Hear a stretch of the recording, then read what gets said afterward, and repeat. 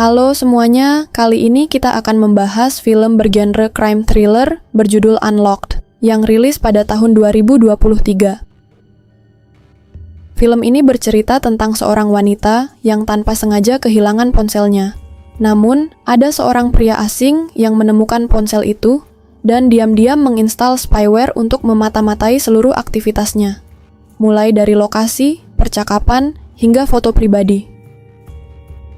Tanpa disadari, hidup wanita itu perlahan dikendalikan dan diganggu oleh pria tersebut. Sementara itu, seorang detektif mulai mengaitkan pria tersebut dengan kasus kriminal serius, yang membuat keadaan semakin mencekam dan berbahaya. Film diawali dengan memperlihatkan seorang wanita bernama Lee Nami, yang bekerja sebagai marketing di sebuah perusahaan startup. Kita lalu diperlihatkan Nami yang menjalani kegiatan sehari-harinya, seperti sarapan, berangkat kerja menaiki bis, belanja online, hingga bermain bersama teman-temannya sampai larut malam. Semuanya terlihat melalui POV ponselnya tersebut. Lalu suatu hari, ketika hendak pulang ke rumah menaiki bis, Nami yang ketiduran buru-buru keluar tanpa sadar ponselnya terjatuh, dan ditemukan oleh seorang pria bernama Jun Yong. Keesokan paginya, tampak teman Nami bernama Eunju yang menelepon ponsel Nami. Jun Yong pun menjawab menggunakan aplikasi suara palsu wanita agar tidak dikenali. Jun Yong lalu mengatakan bahwa ia menemukan ponsel Nami di bis dan bertanya apakah ia harus membawanya ke kantor polisi. Namun Eunju mengatakan bahwa ia akan menanyakan kepada Nami terlebih dahulu dan akan mengabarinya lagi nanti.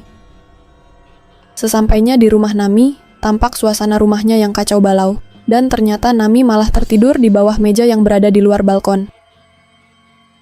Lalu tampak Jun Yong yang mencari Instagram Nami melalui notifikasi dari ponselnya itu.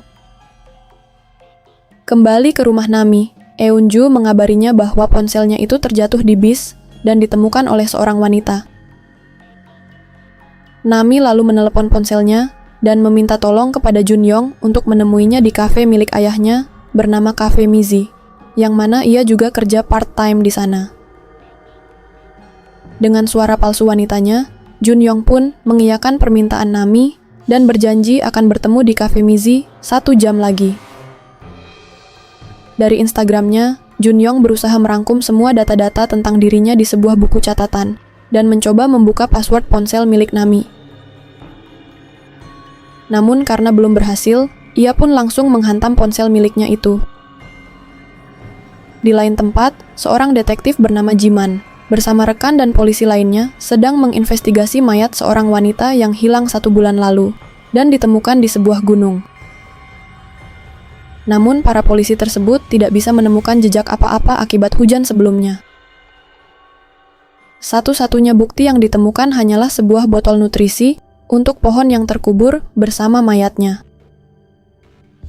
Jiman lalu mencoba berkeliling ke area hutan sekitar, dan kemudian menemukan sebuah pohon plum dengan botol yang sama tertancap di sana.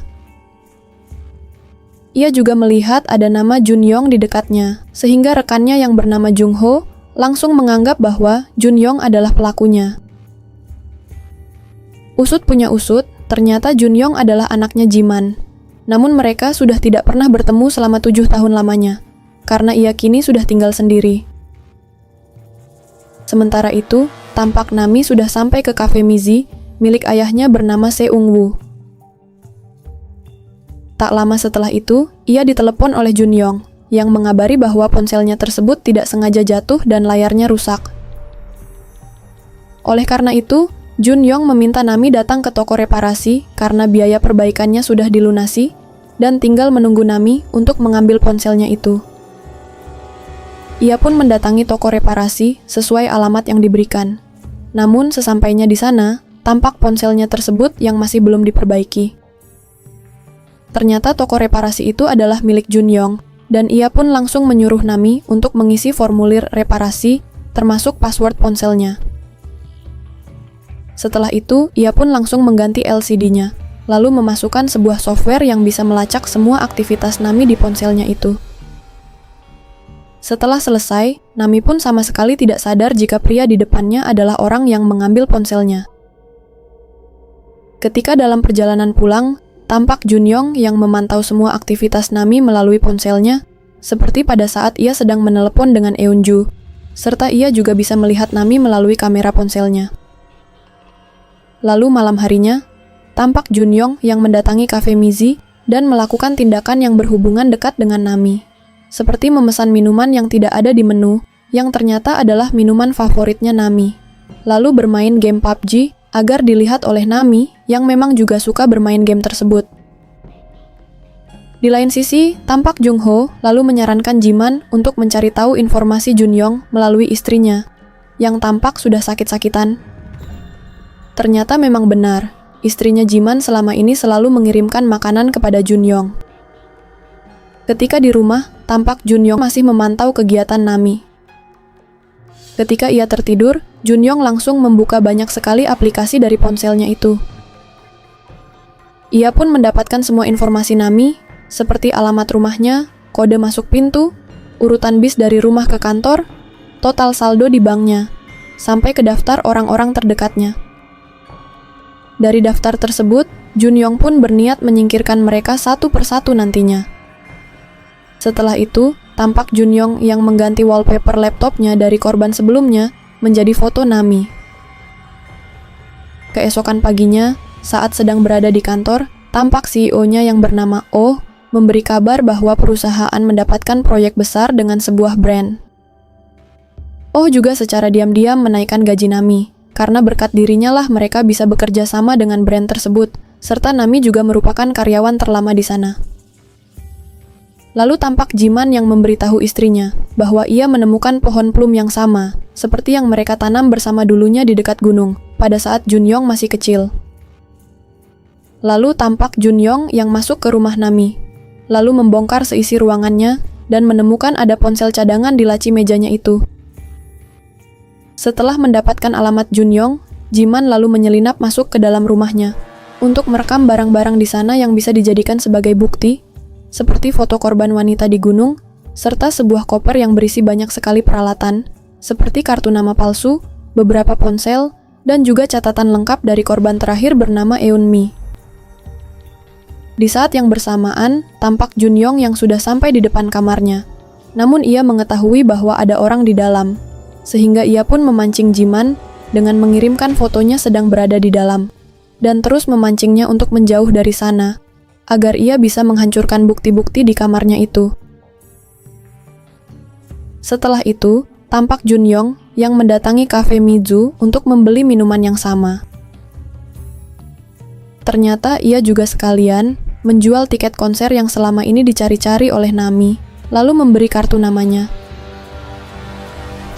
Melihat tingkah Junyong yang tampak aneh, ayahnya pun meminta Nami untuk berhati-hati dengan Junyong, dan selalu membawa pisau lipat pemberiannya. Ketika Nami sedang mengecas ponsel miliknya, tampak Eunju yang datang karena sedang ribut dengan ibunya di rumah. Lalu tak lama setelah itu, tampak Junyong yang menghubungi ayahnya Nami untuk memintanya menginstal sebuah aplikasi phone tracking yang sebenarnya adalah sebuah aplikasi pertas. Lalu setelah itu, Junyong mengirimkan sebuah paket, dan pada saat ayahnya hendak mengambilnya, ia tiba-tiba diserang oleh Junyong. Sementara itu di pegunungan yang sama, polisi menemukan banyak mayat lainnya, yang jika ditotal berjumlah 7 wanita. Namun Jiman masih merahasiakan bukti di ponselnya jika putranya adalah pelaku sebenarnya. Keesokan paginya, tampak Nami yang telat bangun karena alarmnya mati. Namun anehnya, saat di dalam taksi, tampak notif di ponselnya yang meledak, karena postingan foto di Instagramnya dengan caption yang menghina seluruh karyawan kantor serta bosnya itu. Sesampainya di kantor, tampak rekan-rekannya yang menatap Nami dengan sinis. Ia pun berusaha meyakinkan mereka bahwa ponselnya tersebut sudah diretas, namun mereka sudah tidak peduli lagi, karena proyek besarnya tersebut dibatalkan yang menyebabkan perusahaannya bangkrut seketika. Tujuan Junyong untuk menyingkirkan bosnya Nami pun berhasil. Bersama dengan Eunju, mereka lalu pergi melapor di unit keamanan cyber, namun pegawai di sana tidak bisa melanjutkan prosesnya, karena tidak ada bukti-bukti peretasan yang konkret, dan malah menganggap Nami memang tidak sengaja mengupload foto tersebut. Junyong lalu mengabari Nami lewat ponsel ayahnya bahwa kafenya akan tutup hari itu. Seungwoo pun mengatakan akan membunuh Junyong jika ia berani menyakiti putrinya. Namun Junyong malah membanggakan dirinya yang bisa berbuat sejauh itu hanya dalam waktu 3 hari saja, dan hanya perlu menggunakan 1 ponsel. Nami dan Eunju lalu pergi ke kafe Mizu untuk membahas siapa yang memiliki password Instagramnya selain Eunju. Lalu tak lama setelah itu, Junyong tiba-tiba datang dan menawarkan diri untuk membantu mencari tahu siapa pelaku peretasnya. Dengan santainya, Junyong menjelaskan jika kamera ponsel berfungsi sebagai mata, sedangkan mikrofon sebagai telinganya. Selain itu, lokasi, pesan panggilan, dan lain-lain juga bisa diketahui oleh si peretas. Junyong pun beralasan jika ia masih butuh waktu untuk menemukan siapa pelakunya. Tapi, begitu pamit pulang dan diantar oleh Nami, ia dengan sengaja mengatakan bahwa kemungkinan ada seseorang yang memasang alat pengintai di ponselnya, dan alat itu hanya bisa dikendalikan dari jarak dekat, yang tentu saja membuat Nami menjadi curiga dengan Eunju. Ketika kembali, Nami langsung menuduh kalau Eunju lah yang sudah meretas ponselnya, karena hanya dirinya yang bersamanya semalam. Karena kesal, Eunju pun langsung pergi dari sana dan menyuruhnya untuk tidak menghubunginya lagi. Sementara di pegunungan, polisi masih terus mencari mayat-mayat lainnya, dan juga banyak media yang sudah berdatangan. Jiman pun akhirnya memberitahu Jungho bahwa kemungkinan pelaku pembunuhan tersebut adalah putranya. Jiman pun menyalahkan dirinya sendiri karena sudah meninggalkannya 7 tahun lalu. Mereka lalu pergi ke toko milik Junyong dan menemukan isi di dalamnya sudah ditempel kertas-kertas pelanggannya. Sedangkan di rumah, Nami yang kesal langsung membanting ponselnya. Namun setelah itu, ia teringat dengan petugas yang memperbaiki ponselnya kemarin. Nami pun langsung mendatangi toko tersebut karena ia curiga bahwa petugas tersebutlah yang sudah meretas ponsel miliknya. Setelah mengetahui nama petugas tersebut adalah Junyong, Nami pun langsung menelepon perusahaan keamanan digital tempatnya bekerja, dan ternyata nama Junyong tidak terdaftar sebagai karyawan di sana. Jiman pun berusaha mengajak Nami untuk bekerja sama, dengan memancing Junyong datang ke rumahnya ketika ponselnya dihidupkan kembali nanti, lalu setelah itu Jiman bisa menangkapnya nanti. Junyong pun mengiyakan ajakan tersebut, dan langsung bersiap-siap pergi ke rumah Nami. Sesampainya di sana, Jiman dan Jungho pun langsung menyergapnya. Namun ketika Junyong diminta balik badan, Jiman pun sangat terkejut karena dia bukan putranya. Meskipun tidak mengaku sebagai Junyong, mereka tetap curiga karena ia tidak takut saat ditodong.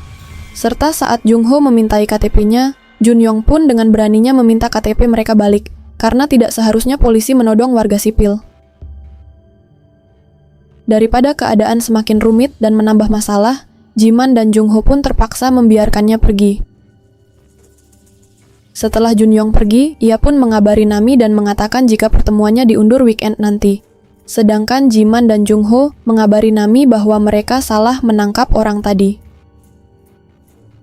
Agar situasi lebih aman, untuk sementara waktu Nami akan memakai ponsel lamanya. Namun sayangnya yang ia tidak tahu, ponsel lamanya tersebut juga sudah diretas oleh Junyong sebelumnya. Tak lama kemudian, kepala divisi menelpon Jiman karena ia sudah mengetahui kalau Jiman berusaha menyelesaikan kasus itu sendirian dan memintanya segera balik ke kantor. Demi keamanan Nami, Jiman dan Jungho pun mengantarnya ke rumah ayahnya agar lebih aman. Lalu setelah itu, Jiman memberi kartu namanya jika sewaktu-waktu dibutuhkan. Namun sayangnya, yang mereka tidak tahu, Junyong ternyata sudah berada di rumah tersebut. Nami yang tidak sadar pun dengan santainya berjalan di dalam rumah dan melihat ayahnya yang sedang tidur ditutupi selimut. Lalu saat Nami sedang bersantai di kamarnya, tiba-tiba Junyong bertanya kepada Nami apakah ia mengganti ponselnya. Ia lalu memberi nomor barunya dan meminta Nami untuk menghubunginya. Saat ia menelepon nomor tersebut, seketika terdengar bunyi getaran ponsel dari lantai atas, yang artinya Junyong berada di rumah tersebut. Nami yang panik pun langsung mengecek ayahnya di kamar, yang ternyata itu hanyalah tumpukan bantal dan guling. Setelah itu, ia mencoba menelpon Jiman, tapi nomornya tersebut langsung dihapus oleh Junyong, dan dia juga memotret Nami dari ponselnya untuk memberitahu kalau ponselnya itu juga diretas. Begitu mendengar ada suara ayahnya, Nami pun memberanikan diri untuk mencari suara tersebut. Junyong pun akhirnya muncul, dan langsung menunjukkan video ayahnya yang sedang disekap. Ia lalu meminta Nami untuk memberitahu Jiman bahwa dirinya baik-baik saja di rumah. Di lain sisi, Jungho dan Jiman ditelepon oleh rekan polisi yang memberi kabar sangat mengejutkan bahwa mayat tanpa identitas yang ditemukan 1 tahun lalu di sebuah waduk ternyata adalah mayat Junyong.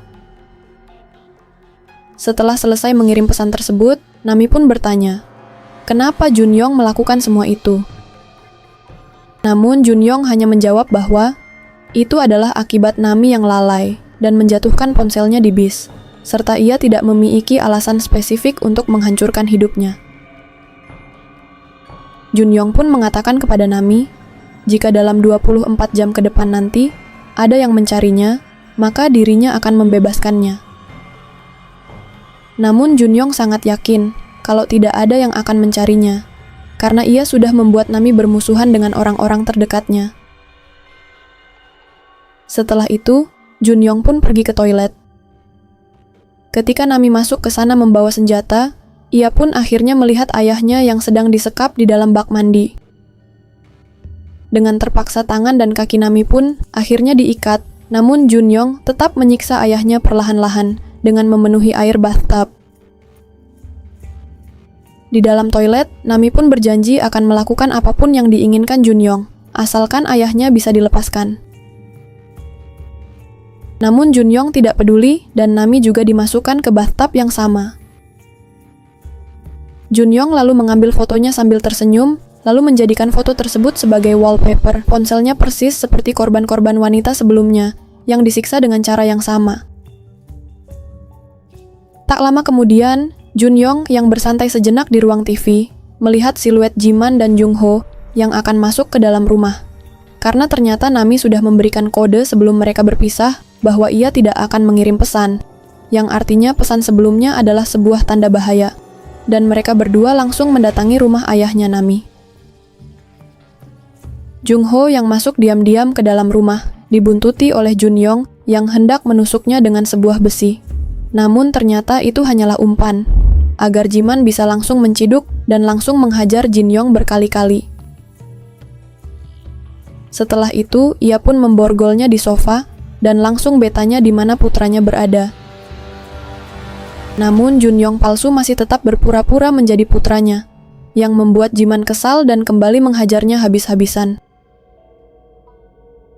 Untungnya Jungho berhasil mengeluarkan Nami tepat waktu, namun sayangnya ayahnya tersebut masih belum siuman. Jiman pun membongkar koper milik Junyong palsu, dan akhirnya menemukan fakta bahwa anaknya ternyata adalah korban pertama yang dibunuh, lalu setelah itu ia memakai identitasnya untuk menjebak banyak korban wanita, guna memuaskan hasratnya. Jiman yang sudah terlanjur emosi pun hendak menembakinya, namun psikopat tersebut tiba-tiba meminta maaf, dan memohon untuk menempuh jalur hukum saja. Nami yang melihat tingkah psikopat yang merasa tidak bersalah, langsung mengambil pistol milik Jungho dan menembakinya. Tak lama setelah penembakan itu, untungnya ayahnya Nami masih berhasil diselamatkan, yang membuat Nami tampak sangat lega karena akhirnya semua kegilaan itu sudah berakhir. Singkat cerita, Nami dan ayahnya pun langsung dibawa ke rumah sakit, dan terlihat banyak warga setempat serta polisi yang berdatangan. Berita pun menyiarkan bahwa tersangka pembunuhan berantai ternyata masih hidup dan sedang dirawat di rumah sakit. Polisi pun masih berusaha mengidentifikasi pelaku, karena identitasnya tidak pernah terdaftar sejak dia lahir. Seluruh warga Korea pun diminta berhati-hati dalam penggunaan ponsel, karena kasus penetasan bisa terjadi kepada siapapun. Film pun ditutup dengan banyaknya warga Korea, termasuk orang-orang terdekat Nami, yang memberi semangat juga dukungan moral. Serta terlihat Nami dan ayahnya yang kini sudah hidup normal dan kembali membuka kafe seperti biasa.